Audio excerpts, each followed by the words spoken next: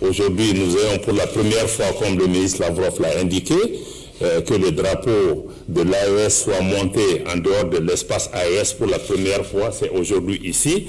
Nous sommes aussi convenus, nous nous en réjouissons de l'établissement d'un partenariat stratégique entre l'AES et la Russie sur les questions de sécurité. Reconnaissance sur les questions de sécurité, développement, partenariat stratégique.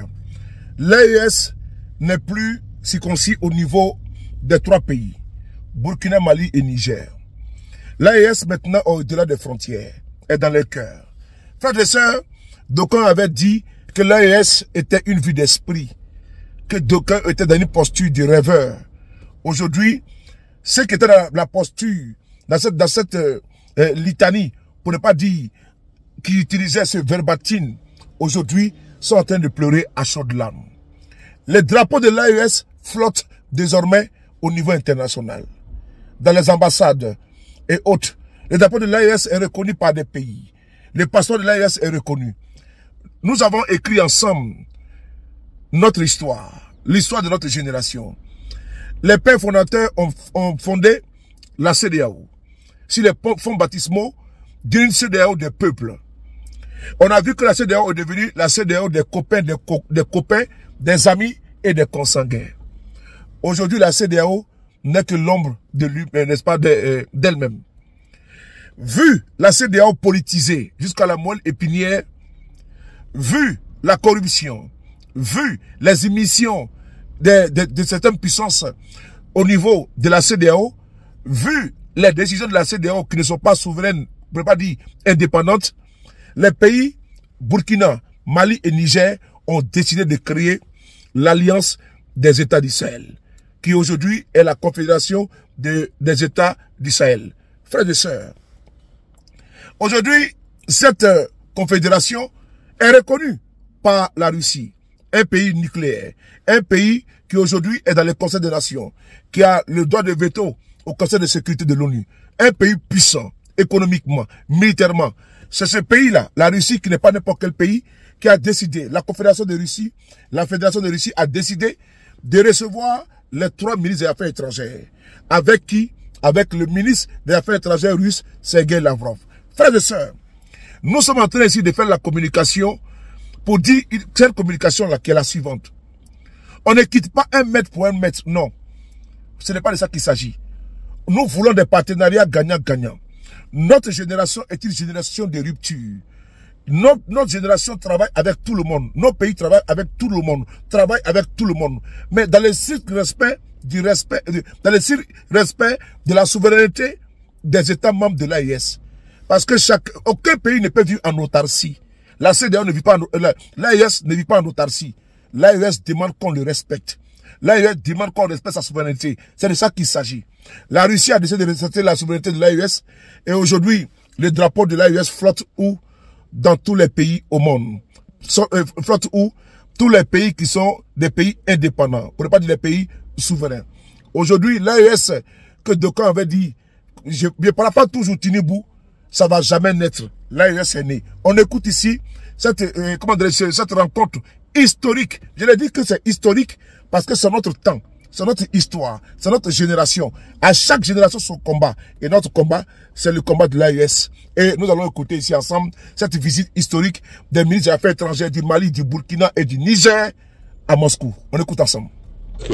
Aujourd'hui, nous ayons pour la première fois, comme le ministre Lavrov l'a indiqué, que le drapeau de l'AES soit monté en dehors de l'espace AES pour la première fois, c'est aujourd'hui ici.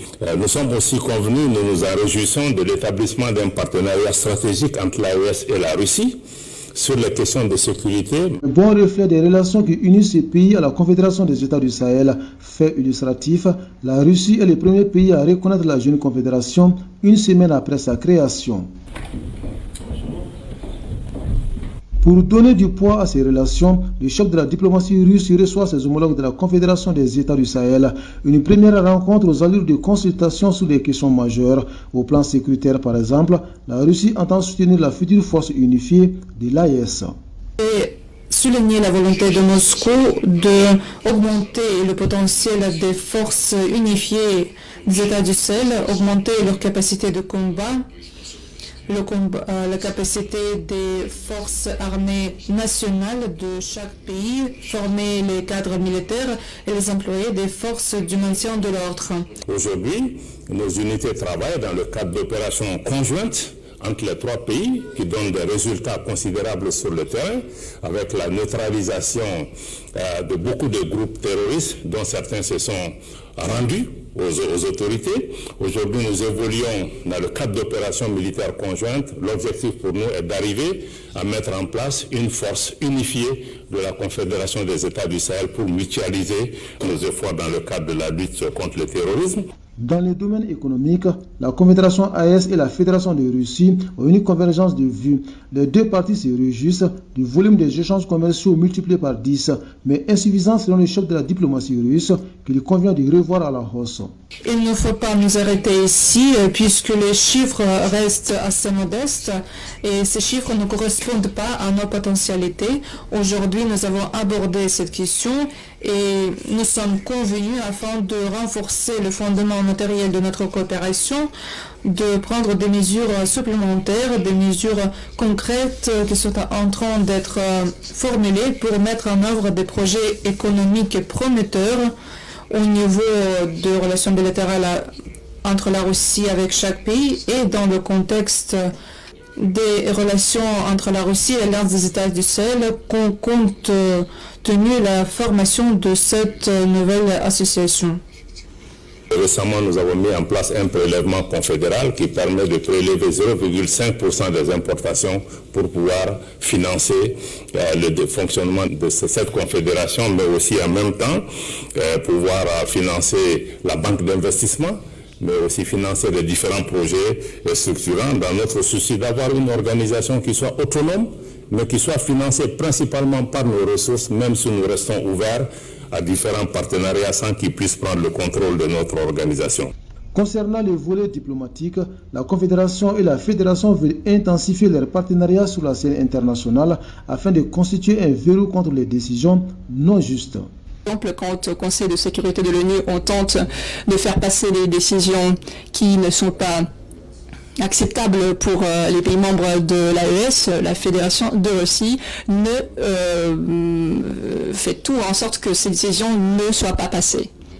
Nous avons abordé les aspects liés à la sortie du Mali, du Burkina Faso et du Niger de la CEDEAO.